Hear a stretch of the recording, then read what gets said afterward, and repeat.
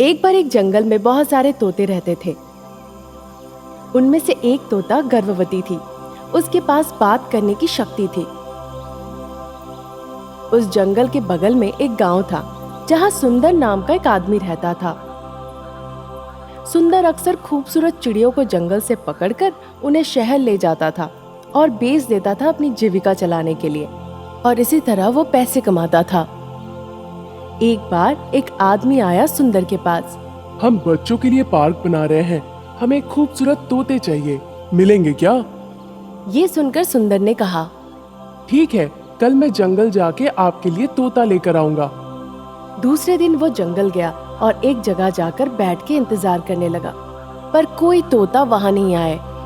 अरे क्या बात है, आज मुझे एक भी तोता नहीं मिल रहा है। अच्छा होगा अगर मैं दाने फेंकूं उनके लिए, फिर उन्हें खाने के लिए तोते को आना ही पड़ेगा। हाँ, यही सही है। वो अपने बैग से निकालकर कुछ खाने के लिए दाने फेंक दिया और पेड़ के पीछे जाके छुप गया। इस बीच तोते वहां आए उन दानों को खाने के लिए। बिना देर किए हुए सुंदर ने जैसे ही देखा उनके ऊपर जाल फेंक दिया। कई सारे तोते उस जाल में फंस गए। अरे वाह, बहुत सारे तोते जाल में फंस गए हैं, आज मुझे अच्छे पैसे मिलेंगे। फिर उन तोतों को लेकर वो वहां से चला गया। उन तोतों के झुंड में एक तोता गर्भवती थी।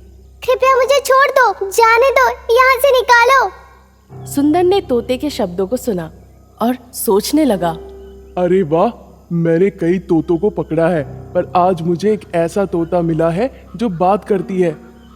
दिमाग में उसकी यही बात चल रही थी। बिना कुछ कहे वो सारे तोतों को घर ले आया और बड़े से पिंजरे में उन्हें डाल दिया। अगले दिन मैं इस बात करता हुआ तोते को अपने पास रख लूंगा और बाकियों को बेच दूंगा। वो उन तोतों के पास जाकर देखा, पर उसे समझ नहीं आया कि वो कौन है जो बोलता हुआ तोता है। मुझे पता है तुम में से एक तोता बोलती है, बताओ कौन है वो? फिर सुंदर ने एक छुरी निकाली और सारे तोतों के पास गया। ये देखकर सारे तोते डर गए। तुम लोगों के लिए यही अच्छा होगा अगर तुम बोल दो कि वो तोता कौन है, नहीं तो मैं तुम सभी को इस छुरी से मार डालूंगा। ये कहकर वो उनके करीब गया। फिर वो बोलता हुआ तोता मनी मन सोचने लगी, हे भगवान, मेरी वजह से बाकी सब मर जाएंगे बेवजह। मुझे सच स्वीकार लेना चाहिए। मैं हूँ वो तोता जो बोलती है। सुंदर ने उसे पकड़ लिया और सबसे अलग करके दूसरे पिंजरे में रखा। ये देखकर तोता काफी दुखी हो गई। उसने सारे तोतों को उस पार्क के मालिक को बेच दिया। ये तोता अकेले बैठी हुई थी क्योंकि सारे तोते दूर हो गए थे। हे भगवान, मेरी किस्मत कैसी है। अक्सर मैं हवा में उड़ते रहती थी, पर आज मैं यहाँ पर अकेली हूँ। मेरी हालत ऐसी है कि मैं कहीं जा भी नहीं सकती। ऊपर से मैं गर्भवती हूँ। मैंने कभी नहीं सोचा था कि मैं अकेले फंस जाऊंगी इस हालत में। अब भगवान, आप ही को मुझे बचाना होगा। कुछ करो भगवान, नहीं तो मैं मर जाऊंगी। वो बहुत रोई। कुछ दिन ऐसे ही बीत गए। एक दिन सुंदर बोला, अब मैं इस तोते से कैसे पैसे कमा सकता हूँ? यही सुंदर सोच रहा था। हाँ, एक तरकीब आई है। कई लोग पैसे बनाते हैं भविष्य बताकर, तो मैं इसे भी उसी काम में लगाऊंगा। फिर सुंदर तोते के पास जाकर बोला, तोता, कल मैं तुम्हें घर से बाहर लेकर जाऊंगा और तुम वही बोलना जो मैं तुम्हें बोलने के लिए कहूँगा। इससे हम पैसे कमा सकते हैं। मैं किसी को झूठ नहीं बोलती हूँ। ये मेरे लिए संभव नहीं है। मुझे माफ कर दो। जैसा मैंने तुम्हें कहा है, अगर तुम ऐसा नहीं करोगे तो तुम्हें भूखा मरना पड़ेगा, समझे? ऐसा कहकर उसने धमकी दी और वहाँ से चला गया। वो गर्भवती तोता काफी उदास हो गई ये सुनकर। दूसरे दिन सुंदर आया और उस तोते को लेकर वो गांव में गया। एक आदमी उस तोते को देखकर पूछा, अरे ओ तोता, भविष्य बताने वाला, एक बार इधर आओ। सुंदर ने ध्यान दिया और उसके पास जाकर बोला, तुम्हें याद है ना मैंने तुमसे क्या कहने के लिए कहा है? वही कहना बस। सुंदर उस आदमी के पास गया। उस आदमी ने कहा, मुझे मेरे भविष्य के बारे में बताओ। ये सुनकर सुंदर ने कहा, मेरे प्रिय तोता, इस इंसान को उसके भविष्य के बारे में बताओ। उसने पूछा, पर वो तोता फिर भी चुप रहा बिना कुछ बोले। उसने फिर से पूछा, पर वो तोता फिर कुछ नहीं बोला। अरे ये तोता कुछ बोल क्यों नहीं रहा है? ठीक है, मुझे और तोते से अपना भविष्य नहीं जानना, मैं जा रहा हूँ। तोते की चुप्पी से सुंदर काफी नाराज हो गया। वो गुस्से में लाल पीला हो गया और उस तोते को घर वापस ले आया। तुम्हारी इतनी हिम्मत, तुमने क्यों नहीं बोला जैसे कि मैंने कहा था? क्योंकि तुमने जो भी कहा था वो झूठ है। मुझे झूठ बोलना पसंद नहीं। मैं मरने के लिए तैयार हूँ, पर मैं झूठ नहीं बोल सकती। तुम्हें जो करना है कर लो। उसकी ये बातें सुनकर सुंदर काफी नाराज हो गया और उसने पिंजरे को जोर से फेंका। पिंजरा दीवार में जाके टकराया और फिर तोता हिलना डुलना बंद कर दी। सुंदर वहाँ से चला गया। तोता काफी थक चुकी थी। वो दीवार में लगी भगवान राम की तस्वीर को देख रही थी। हे भगवान राम, अब आपको मुझे बचाना होगा। सुंदर मुझसे कह रहा है कि झूठ बोलकर पैसा कमाने के लिए, जिससे वो लोगों से पैसे लूट सके। उससे भी ज्यादा उसे ये भी एहसास नहीं है कि मैं गर्भवती हूँ। मुझे यातनाएं दे रहा है। आप जहाँ पे भी हो आकर मेरी रक्षा करो। हे प्रभु बचाओ। ये कहकर वो भगवान राम से प्रार्थना करने लगी। भगवान राम उस बोलते हुए गर्भवती तोते के सामने आकर दर्शन दिए। जब उस तोते ने भगवान राम को देखा वो बहुत खुश हो गई। मेरे प्रिय तोता, चिंता मत करो, मैं तुम्हें इस पिंजरे से छुटकारा दिलाऊंगा। उन्होंने उस पिंजरे से तोते को आजाद कर दिया और उस पार्क में रहने वाले उसके दोस्तों को भी। सारे तोते पिंजरे से आजाद होकर हवाओं में उड़ते हुए जंगल पहुंच गए और सब एक साथ मिले।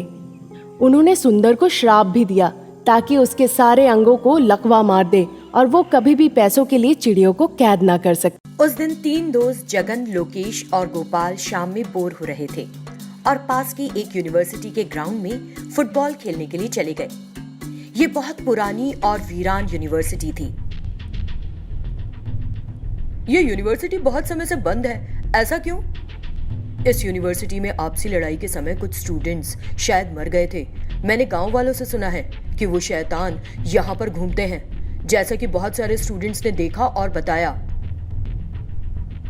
ये सच नहीं है, मैंने बुक में पढ़ा है। इस यूनिवर्सिटी बिल्डिंग में कोई शैतान नहीं है, वो सब अफवाह है। यहाँ का मैनेजमेंट ठीक नहीं था, इस वजह से यूनिवर्सिटी को बंद कर दिया गया।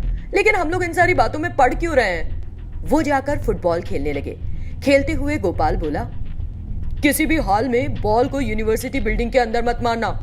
ये सुनकर जगन को जिज्ञासा हुई कि आखिर उस यूनिवर्सिटी बिल्डिंग के अंदर है क्या, और अगली किक में उसने बॉल को इतनी जोर से मारा कि वो सीधे यूनिवर्सिटी बिल्डिंग के अंदर जाकर गिरी। जगन ने बॉल को इतनी जोर से किक किया था कि उसके पैर में तेज दर्द होने लगा। वो वहीं बैठ गया। मेरे पैर में बहुत दर्द हो रहा है यार, जाओ जल्दी से बॉल लेकर आओ।